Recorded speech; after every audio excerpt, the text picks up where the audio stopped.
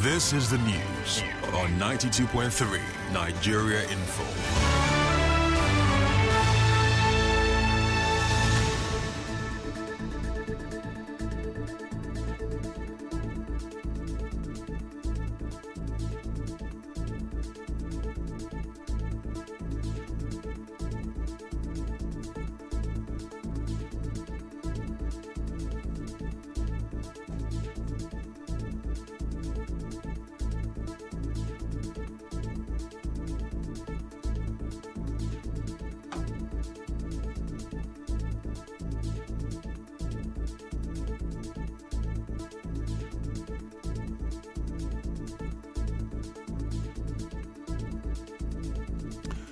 On the news this morning, police insist on equal campaigning opportunities for all political parties.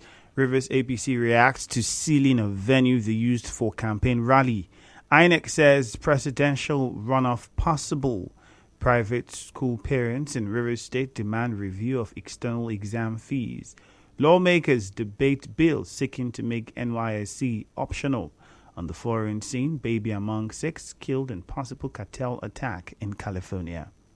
Collect your PVC and vote. Your vote is your voice. I am Ifeemi Andrew. Rivers State Commissioner of Police Okon Effiong says every candidate must be given an equal opportunity to campaign freely ahead of the general elections. CP Okon said this during the interactive meeting with the coalition of youth leaders in the state yesterday.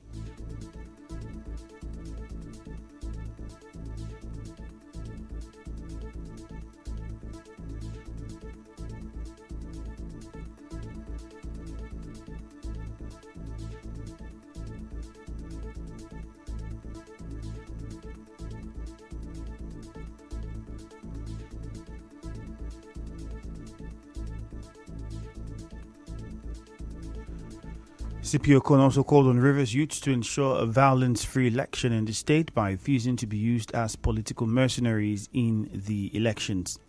Correspondent Emeka Otuka reports that the Rivers State Police Commissioner also stressed the need for the youths to respect those in authority and uphold the values of the society. Meanwhile, the APC Campaign Council in Rivers State says the Echie Local Government Council ordered the shutdown of the Tipper Park used by the APC to hold its campaign rally yesterday because the turnout was intimidating to the PDP. In a statement, it said fear of defeat has gripped the same PDP who, he said, mocked the decision of the APC to host the governorship campaign rally at the Tipper Park following the executive orders which prohibits the use of key public places without approval, which involves a non-refundable fee of 5 million naira. In another development, Rivers State Governor Nyesom Wike has promised to construct the road from Ubima to Uzoba. Governor Wike said this during the PDP campaign rally yesterday. The governor also called on Rivers citizens not to listen to strangers who make promises to them without fulfilling them.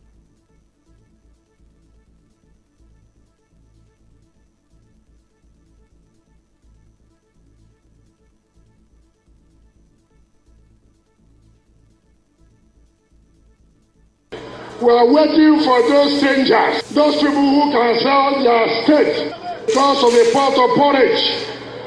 We are waiting for them to come. Can they talk to you? Will you listen to them? Do they have anything to offer? Here, we made promise to you, we fulfill it. They have come to make promise to you before they didn't fulfill it.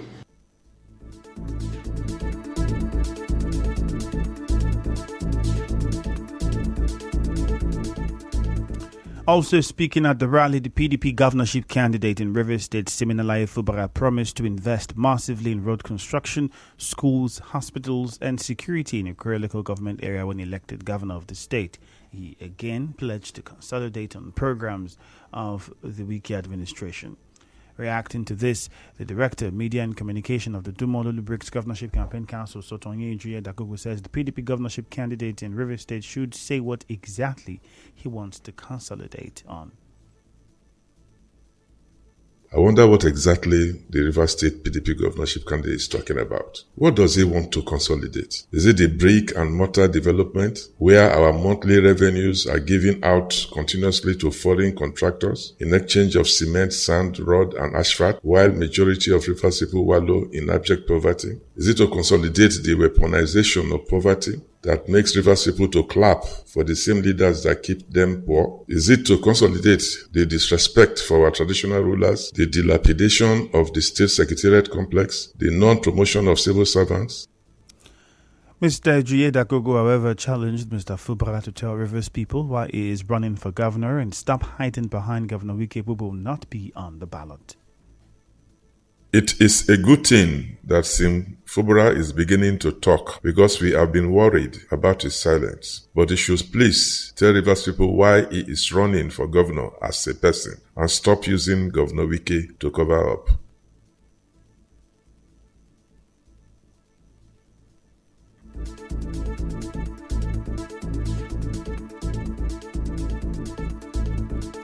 Moving on, a lawyer, Victor Okoro, has challenged the Rivers State government to submit findings of the panel that indicted former Governor Chukwuka Amechi, APC governorship candidate Tonye Cole, and others to the EFCC, police, and ICPC to investigate before prosecuting them. Mr. Oroko was reacting to the fresh charges filed against Mr. Amechi and Mr. Cole by the Rivers State government. Mr. Oroko also said before filing fresh information, the Rivers State government and Mr. Amechi should comply with the decisions of the Supreme Court. But another lawyer, Eugene Ode, says the Rivers State government has not erred in filing fresh charges against the APC leader Chukwuka Amechi and Tonye Cole. Mr. Ode, however, said the trial cannot also stop the governorship candidate of the APC in Rivers State. In another development, the chairman of INEC, Professor Mahmood Yakubu, says a presidential runoff is a possibility after voters cast their ballot on February 25, 2023 for their preferred candidates. Professor Yakubu spoke at the Chatham House in London, UK yesterday. He said the Commission has accomplished 70% of its outlined activities for the coming election.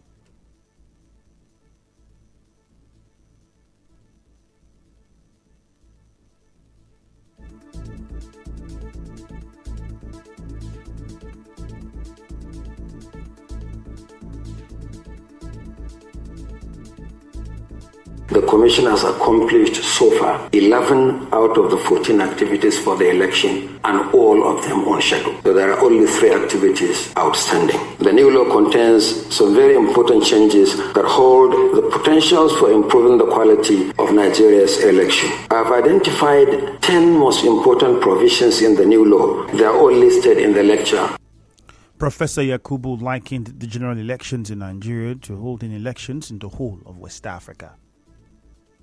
Based on the figures we compiled from the websites of various electoral commissions and interior ministries in West Africa, Nigeria's current voter population is 16.7 million, higher than the 76.7 million registered voters in all the other countries put together, and there are 14 other countries in the sub-region. It means that a general election in Nigeria is like conducting elections in the whole of West Africa and beyond. The INEC boss also said majority of the 93.4 million registered voters are young people between the ages of 18 and 34.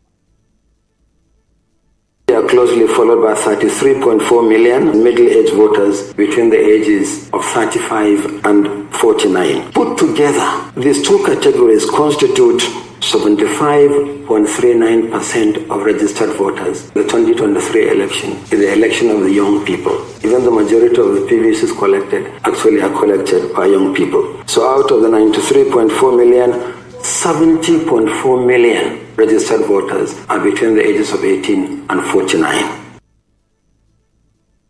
Still ahead, lawmakers debate bills seeking to make NYSC optional. Stay tuned.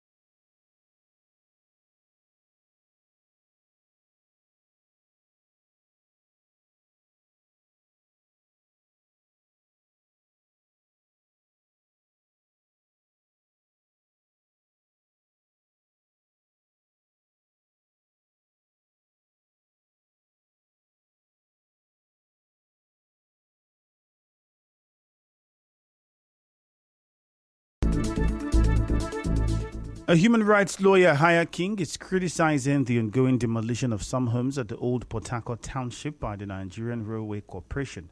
Mr. King, who is lawyer to some of those affected by the demolition, tells our correspondent that no government or individual has the power to demolish buildings without a valid court order. Mr. King said NRC ought to pay adequate compensation to the affected persons.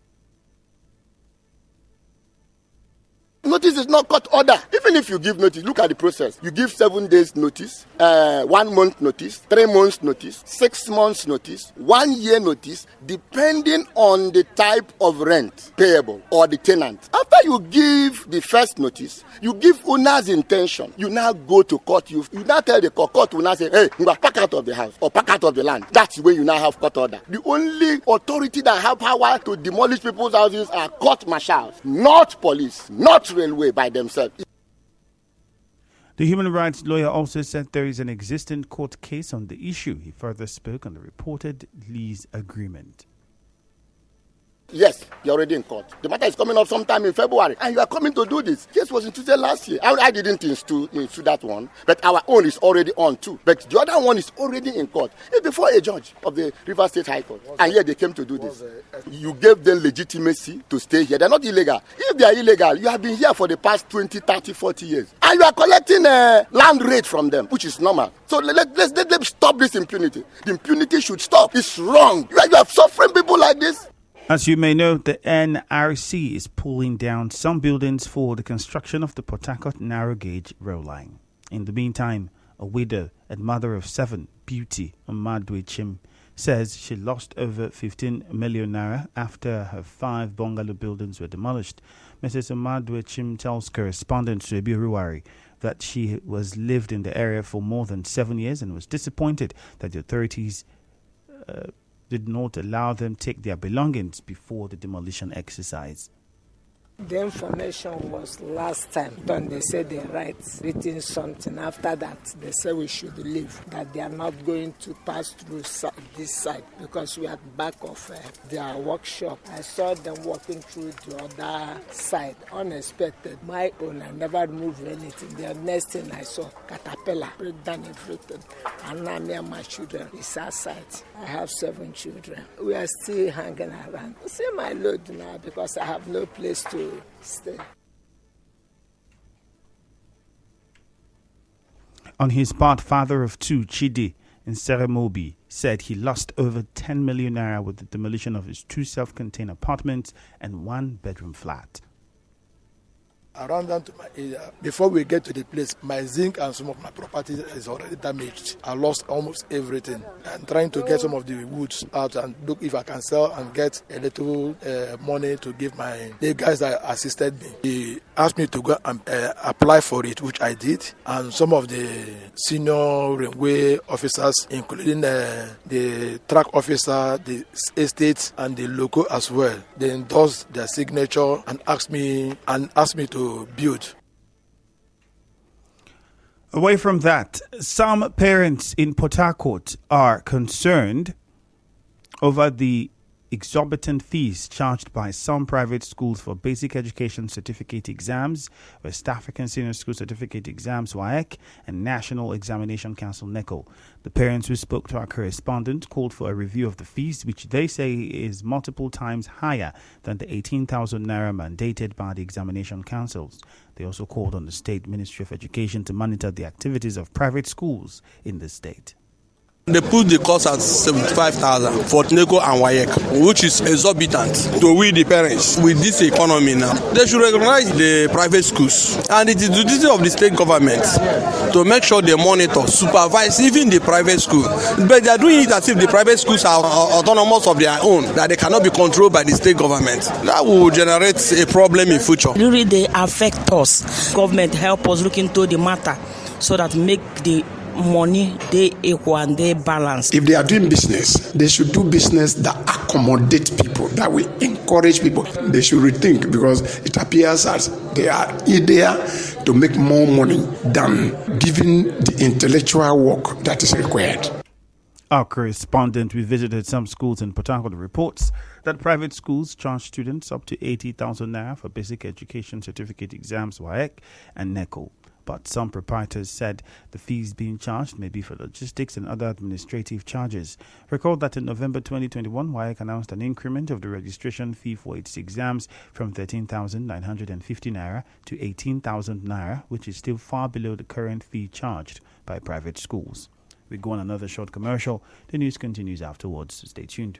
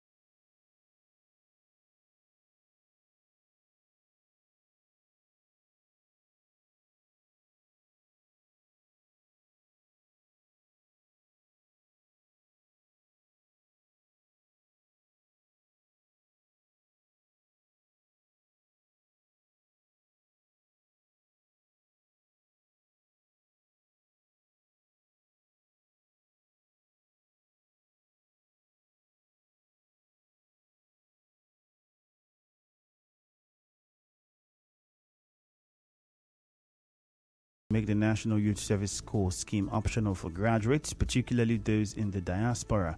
The consolidated bill, sponsored by Ita Umbora and 5 others, also seeks to amend NYSC to increase transportation and accommodation allowances of corps members. The bill was debated yesterday but got mixed reactions from members of the House, as many opposed different segments of the bill.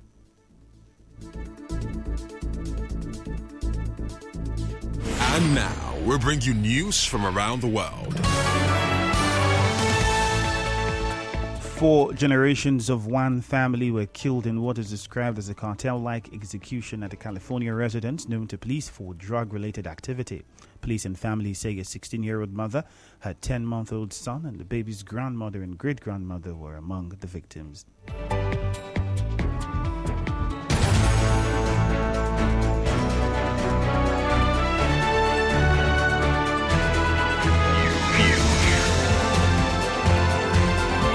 This is the news on 92.3 Nigeria Info.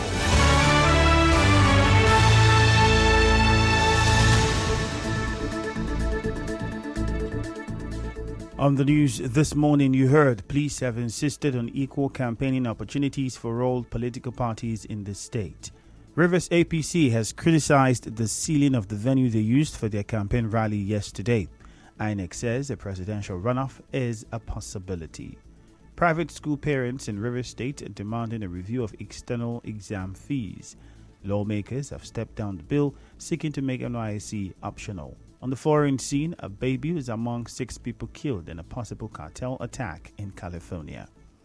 The news was edited by Choma Ezema for Clear Weather in Port Harcourt this morning. Collect your PVC and vote. Your vote is your voice. My name is Ifeyemi Andrew. Good morning and thank you for your time.